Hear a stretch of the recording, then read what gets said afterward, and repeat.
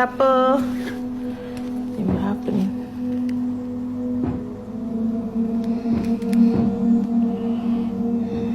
Jam 3 kurang. Siapa?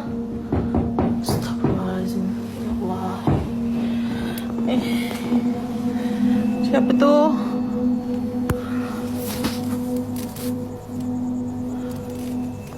Oh, ya Allah.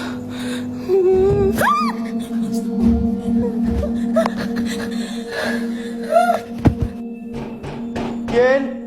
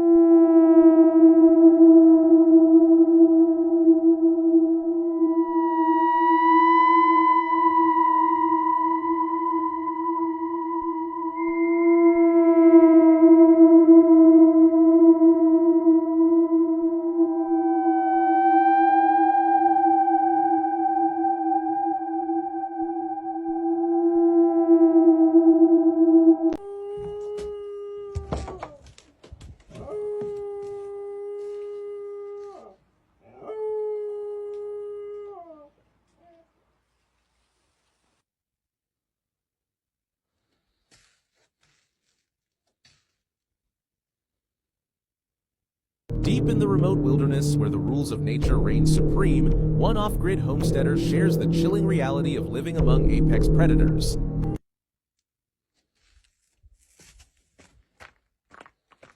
In this clip, the unmistakable howls of wolves echo through the night. The creator steps outside with nothing but a flashlight and nerves of steel, scanning the dark tree line for glowing eyes that never appear. One viewer commented, "I'd be too scared to even look out the window, let alone go outside." Another added, "Coyotes and wolves use similar tactics, luring dogs into a trap. Always be careful in their territory." But here, living among these dangers is just another day.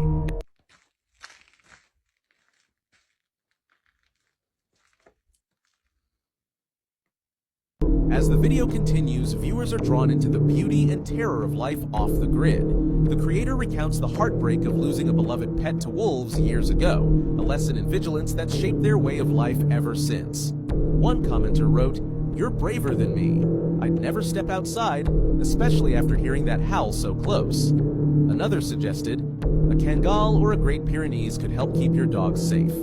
Beautiful, but terrifying. Another viewer summed it up perfectly.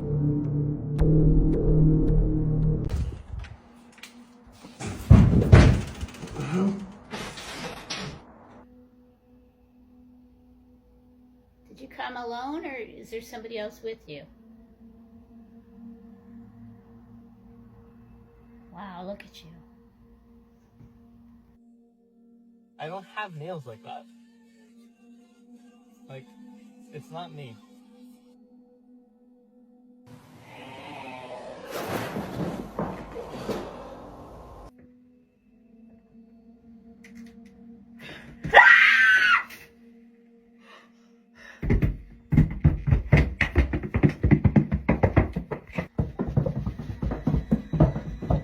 Who's that?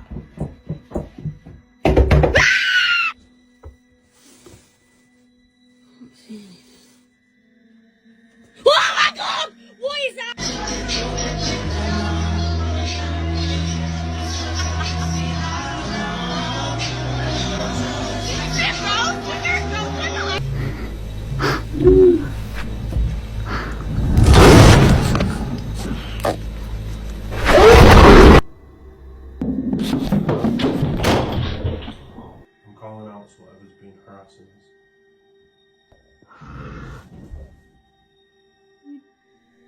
Oh, my back's burning.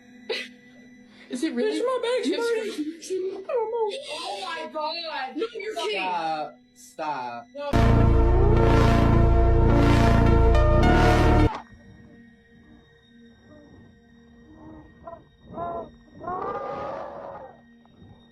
And I don't really know why. Like, I have tried to...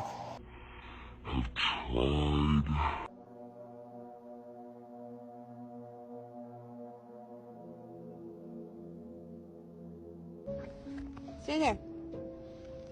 Can you say hi? Can you say hi? No? You don't want to say hi? What was that? Where are you going? Where do you think you're going? What the hell?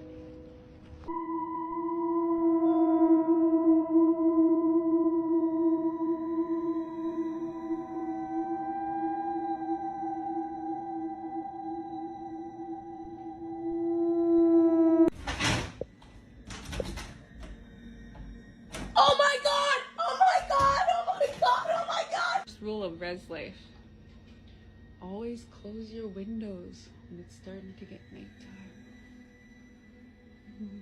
You always close your windows.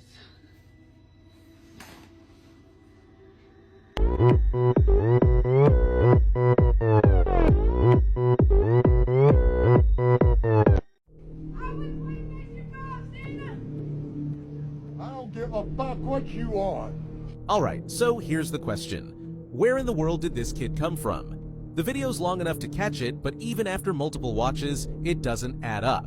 As Vanessa Simeon shares a seemingly light-hearted holiday moment, a child just appears out of nowhere in the frame. There's no obvious entry point, no visible path. It's as if they materialized out of thin air.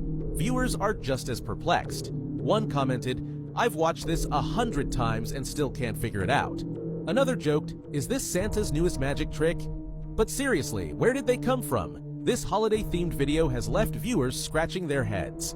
Vanessa Simeon asks Santa for a PS5 when, out of nowhere, a child appears, seemingly defying logic. Rewinding, slowing it down, analyzing every frame. It's still unclear where they came from. One baffled commenter said, "I feel like I'm losing my mind trying to figure this out." Another theorized, maybe Santa delivered him early? Is it a clever edit, a perfectly timed entrance, or something a little more paranormal? Whatever the case, this one's got us all rewinding in confusion. Let me know what you think in the comments below.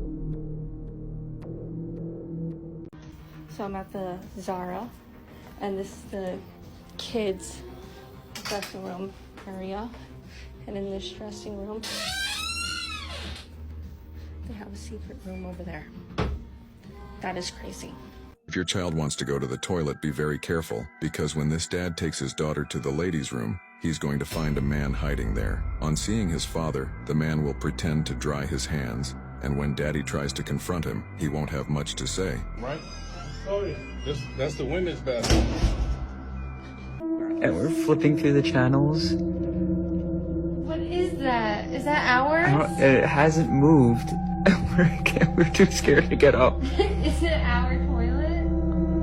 I'm gonna throw up. She's walking into the bathroom now, and we're gonna see if she pops up on the screen. Are you in there?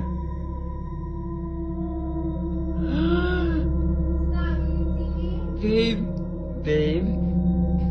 You're joking with me, right? It's coming from there. There's like vents. It has to be that because it's right above. Alright, well.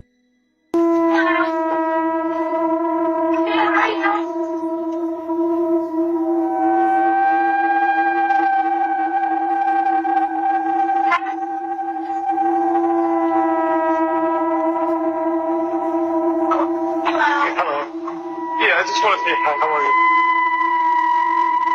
Oh, you want to stand the stuff? Oh, I'm sorry. I'm standing there. Yeah, sorry.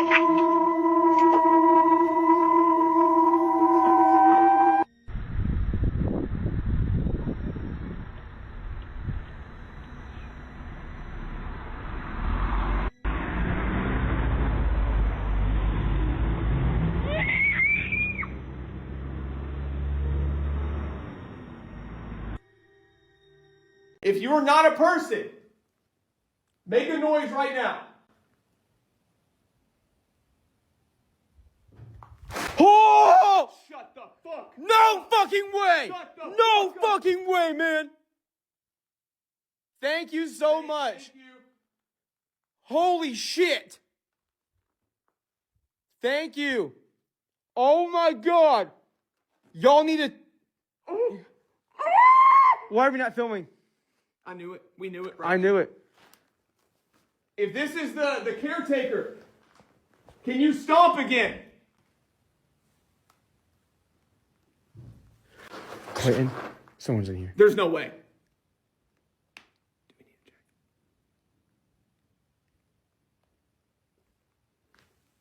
If you're the caretaker and you want us to get out, he did it again. Stomp again right now if you want us to get out. No. That's a person. Yeah, that's a person. Listen, seriously. Hold on, guys. If this is a person, drop those boxing gloves. Can you just knock and let us know? You're not in trouble. Like, we're not, it's okay, yeah, truly. But we have the permission of the owner. Who are you? Huh? You're on our live? This is the story of Hippo Joe. Now, Hippo Joe, his real name was Joseph. He from down there in the South in the 1930s. Now, real slow little town, but everybody knew each other now.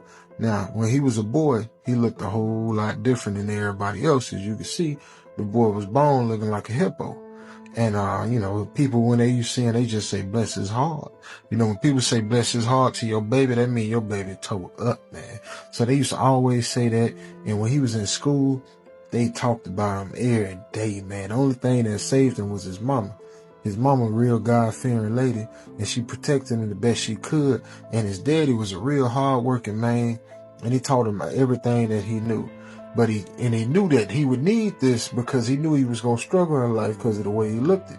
So he, you know, would do everything he could to have the boy ready for real life.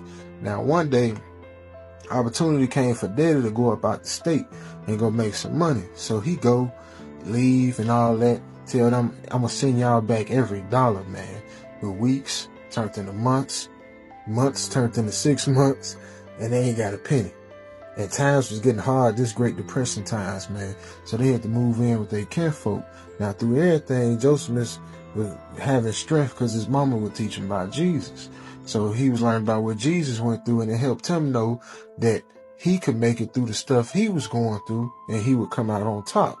Now, after a little time, kept going, and they still wasn't hearing from his daddy, he started to just know, like, something ain't right, man. My daddy must be gone, man. You know, it had to be something ain't right because he'd have said something by now. So he started acting out, getting a bunch of whoopings and stuff. And one day they got a letter, and it was from a stranger saying that Joseph's daddy had been in an accident and passed on. And the letter had some money in it, said it was his daddy's last pay, and a container with his ashes in it.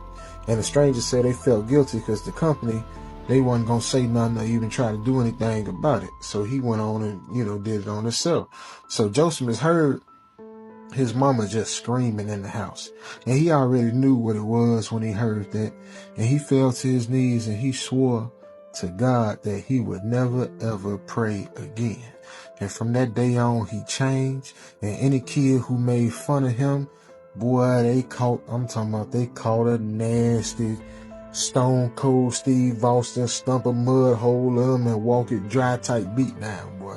He started punching trees and carrying logs and fighting everybody who would even just, you know, when he walked by, you better look quick, man. Get you a quick peek, boy, because you look too long. He was about to go down.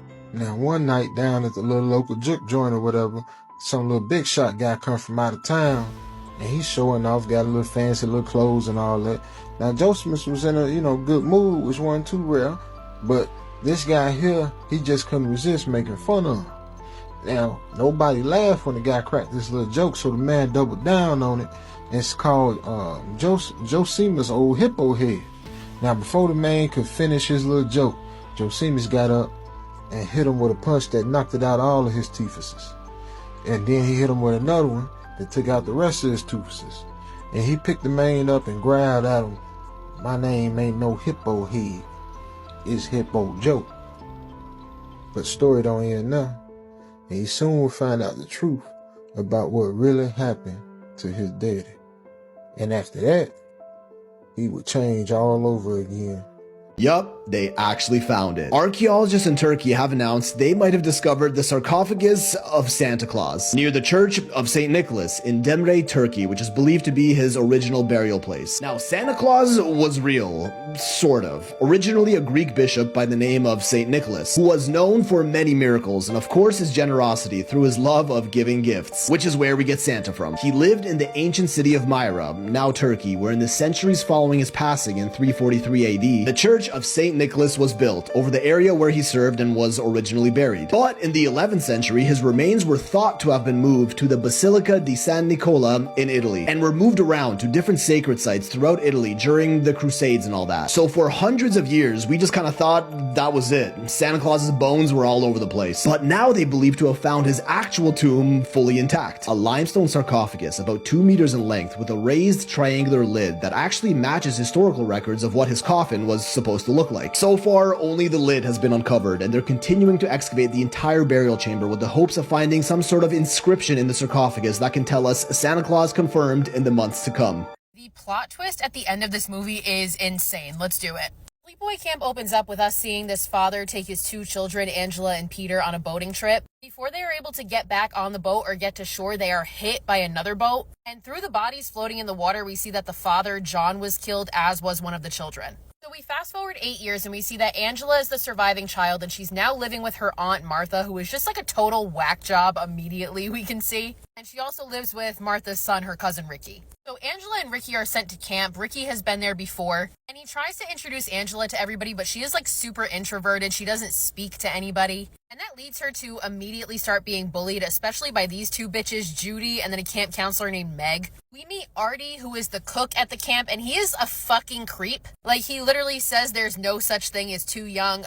Sir, I'm sorry, there is. And one day, Artie attempts to S.A. Angela in the back of the kitchen, but Ricky comes in and stops it. And a little while later, we see Artie be offed by an unseen figure by dropping boiling water on him. He actually lives and is taken to the hospital, but I hope it hurt. So the camp's owner, Mel, who is this weird old dude, is like, it was an accident, it's gonna be fine, let's cover it up and not tell the kids. So these other boys also start to bully Angela, which, like, how can you be a bully when you're wearing this? He's actually not even one of the bullies. But Ricky and his friend Paul always stand up for Angela, and Paul specifically starts to kind of develop a little crush on her. And she actually starts speaking, specifically to Paul, but then she kind of starts speaking to other people as well. One night, one of the boys named Kenny, who was one of the ones that was bullying Angela, tips over on a canoe and is drowned by an unseen figure. And Mel is once again like, it was an accidental drowning, it's totally fine, like, I'll tell his parents. And everybody continues on seemingly unfazed by the fact that this child just traumatically died. Paul and Angela's relationship continues to develop. They go to a movie one night and he kisses her. It's like super awkward. And then one day a bunch of boys throws water balloons at Angela and once again bullies her. One of these boys is named Billy and he proceeds to be the next one to be offed. When he goes into the bathroom one day, we see an unseen figure lock him in and throw a bee's nest in there and he is stung to death. So now we have our 3rd accidental death, and Mel finally starts to believe that there is a killer at large in the camp. So one night Angela and Paul are on the beach and he starts to kiss her and he starts to get a little handsy even though she doesn't want that. And she starts to have a flashback to her youth when she and her brother witnessed her father in bed with his boyfriend. And this causes Angela to get upset and run away. Now, Judy, who literally gets attention from every other boy in camp, is for some reason pissed that Angela is getting attention from one boy. So she proceeds to seduce Paul, and the 2 of them are caught making out in the woods by Angela. The next day, Paul tries to apologize and say, like, she wouldn't leave me alone. But he's distracted when Judy and Meg show up and grab Angela to throw her in the water. Because this whole time she's been refusing to swim with everybody, and they're making fun of her for it, of course, because they're fucking bullies. So Ricky ends up saving her, and he's like really aggressive and threatening towards everybody that bullies her. So Mel has seen this and at this point is becoming suspicious that Ricky is the killer. And now we also find out that like every man working at this camp is a fucking creepy weirdo, because Mel is all about Meg and she for some reason is going along with it, and the 2 of them agree to a date that night. But Meg proceeds to be offed while she's taking a shower that night. So that night there's like a social event at the camp, and Paul once again tries to apologize to Angela for the whole Judy thing. And Angela doesn't even look at him but just says, "Meet me on the beach," and he agrees. Meanwhile, Mel finds Meg's body and he is absolutely furious. And several of the other kids that were bullying Angela earlier are found dead in their sleeping bags. And Judy is also killed in a particularly brutal way that I cannot say on here. So now everybody at the camp knows what's going on. It's absolute fucking chaos. Everybody's horrified. And Mel ends up tracking down Ricky, who he now is convinced is the killer. And Mel beats Ricky unconscious. Mel proceeds to run off into the woods where he encounters the real killer. It's not Ricky. And we still haven't seen this person. We just see Mel look at somebody and say, "No, it can't be you." And then he is impaled with an arrow through the throat. So we see that the police have been called and they've shown up at this point, and Paul goes down to the beach to meet Angela, like she said. And eventually, two of the camp counselors run down to the beach where they discover Angela completely nude and holding Paul's severed head. Even more shocking than the severed head, they look and see that Angela is not Angela. Because Angela doesn't have the parts that would make her Angela, she has the parts that would make her Peter. So we then get a flashback and we see that Angela was actually the child who died in the opening crash and Peter survived. But when Peter went to go live with his wacko aunt, Martha decided that she already has a son, so that won't do. I've always wanted a little girl. And forced Peter to be raised as Angela, as a girl. So then we see Angela covered in blood, holding this head, staring at these camp counselors with her mouth open like this, hissing and growling at them like a fucking animal. And the movie ends. So Angela was the killer the whole time. Have you ever heard of the dog-headed man? It starts 4,000 years ago. There's a race of hybrid humans that is a man's body with a literal dog head. Found it in Libya, carved onto these boulders. It was first written about by a Greek philosopher. Greeks have written about it. The Romans have written about it. Alexander the Great, Marco Polo, Christopher Columbus, St. Augustine. All these explorers and missionaries throughout history have all written about dog-headed men. The earliest writings from the Greek philosopher, he went and was exploring India, and deep in the mountains there was these dog-headed men, and he said that they were brutal and they would capture people and then eat them. But then as time goes on, like Alexander the Great talks about battling a tribe of dog-headed men. He said that they would talk to each other by barking. There's a story of King Arthur, and he claimed to have fought and beat a dog-headed men army in the mountains surrounding Edinburgh. I mean, how do they come to an existence? From the Book of Enoch, where it talks about the fallen angels, the Watchers, making hybrids of human, animal, beast. Yeah. Dude, this is just all plain black man. Are you okay? Are you okay? What? Are you okay? Yeah. Are you alive? Yeah. It was an all plain.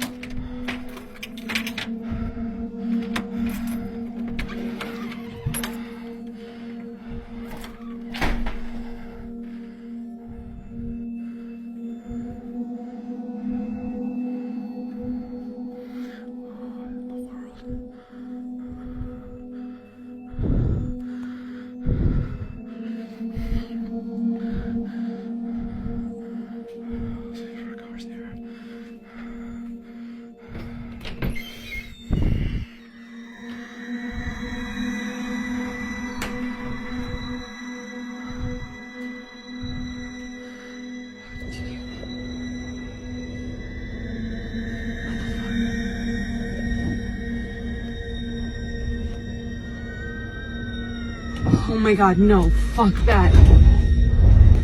The bodyguard that was gonna testify against P. Diddy, and he's been posting on TikTok, exposing everything. Wait. You've definitely seen this video before? Wait, what? Jay-Z and Puffy wanted Biggie killed. Came up, died of guess what? Wait, he died? Died, guess what? No. Pneumonia. No. And if you guys don't know, that's fake. No, I swear to God. That's fake. Yeah. It came up like they found him dead of pneumonia. There's no way he died. Diddy's bodyguard. Yeah, the one that was on TikTok exposing him, saying all these stories. That's right. Just seen a TikTok of him. He's not alive? Yeah, he just died. Yo, no, that's so sad. And if you guys don't know, a whole bunch of celebrities that were tied to Diddy, and that died out of nowhere, they usually died of pneumonia. Yeah, that's like that. That's like what's the house one that you told me about? Brittany Murphy. Brittany Murphy. And then died from pneumonia. Remember I was going through all of those different people in the Bad Boy records. Remember? And it was all pneumonia. Like a lot of them were pneumonia, bro. Crazy. Oh, why'd they take him out? Crazy. Man? God damn it! Fuck that shit. I should be out and about. Fuck are my keys, bro? What the fuck is that? What the fuck?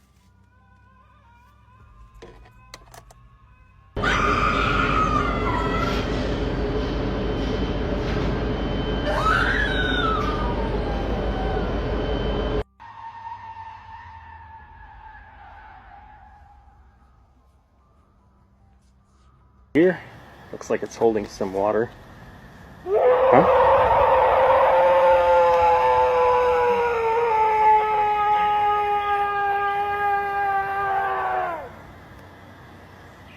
I think it's time to go. Could be missing out what's on the other side.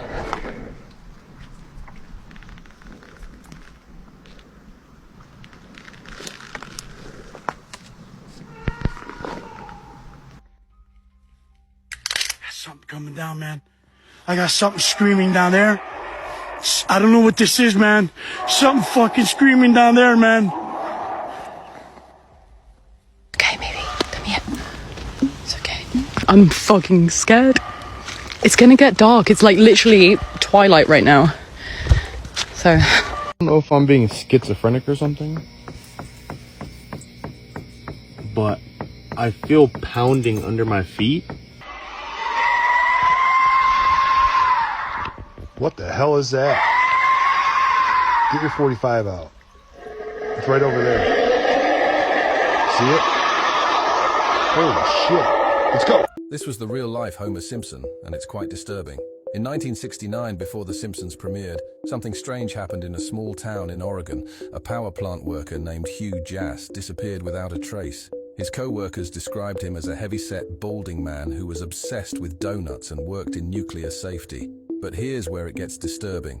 Hugh's last day at work, he reported a serious safety violation. Something about glowing green waste being dumped illegally. The next day, his desk was cleaned out and his house was empty. When investigators looked into his employment records, they found nothing. It's like Hugh never existed. But in 1887, a retired security guard from the power plant finally revealed the truth. The plant owner, named Warren Peace, had been dumping radioactive waste into the local water supply for years. Hugh discovered the truth and threatened to expose everything. The night Hugh disappeared, security cameras caught him being led to Warren's office, but he never came out. 3 years later, his wife named Amanda Hugg wrote in an article how sweet Hugh was, and she later sued the nuclear company for approximately $69 million, but the court only granted her $6.02. There's a real-life Freddy Krueger doll. It's supposedly the deadliest doll because it has the same abilities as Freddy Krueger. Oh, like nightmares? Yes! Nah. So this is called the Shadow Doll. What did it look like? Yeah, I'll show you. Look, this is what it looked like. So imagine you're at a thrift store and this is calling. That already looks up. That looks messed up off the back. Yeah, I know. This was found in a thrift store by someone. So they said they had a good energy about it and something was calling to buy it. So when they bought it, they said that they had dreams, right? What happened in their dreams? What? Fam, the same thing as Freddy Krueger. They died in their dreams because their dreams gave them heart attacks. Oh, shit. Right after the original owners died, yeah. Guess who they gave it to? They gave it to the Warrens. So the Warrens have it right now, and they said that everybody who was like walked by it passed away because in their nightmares, the doll would come and give them a nightmare heart attack. So they got another paranormal investigator. This doll, he said, was meant for evil intent. Yeah. A witch cursed it so that it would go into people's dreams. Damn. Did you get it?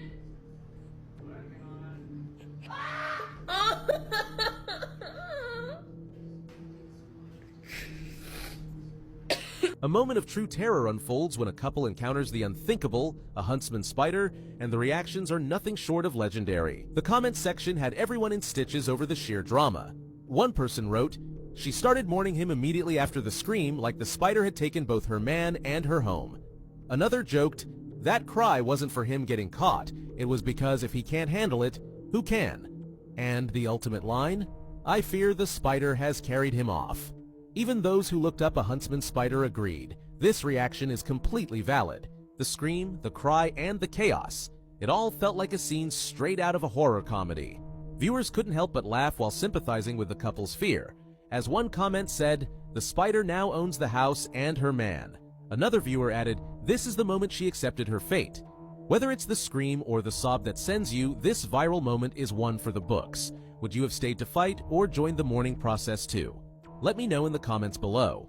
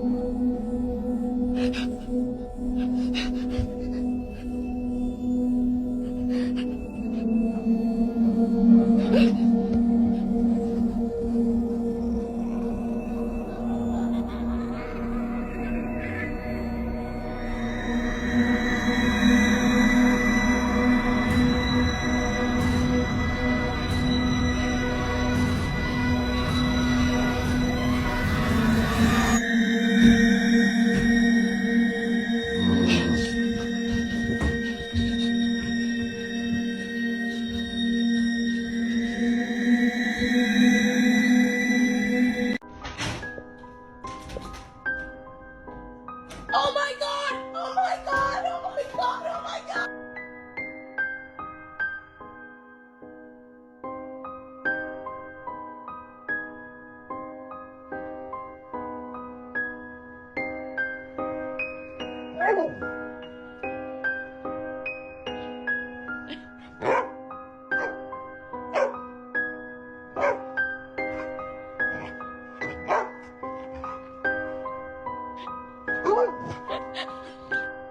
Are you a Skinwalker?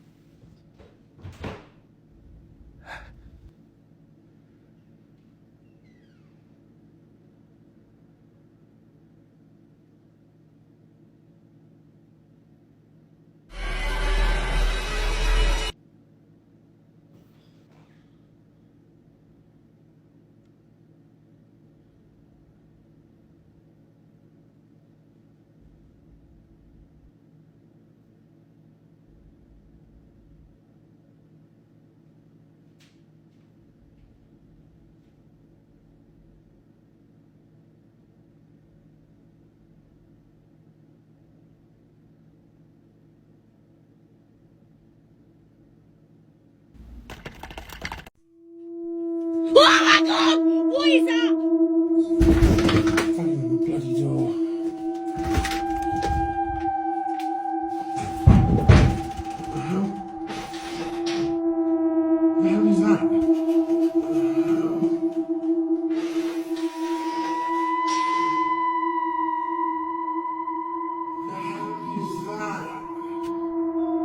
Oh my god, hold up a sec. Oh. Kaylee? Yeah? Grab your phone and film and go to the back bedroom. I'm pretty sure someone's just climbed on the roof. On the roof? Okay, give me a second.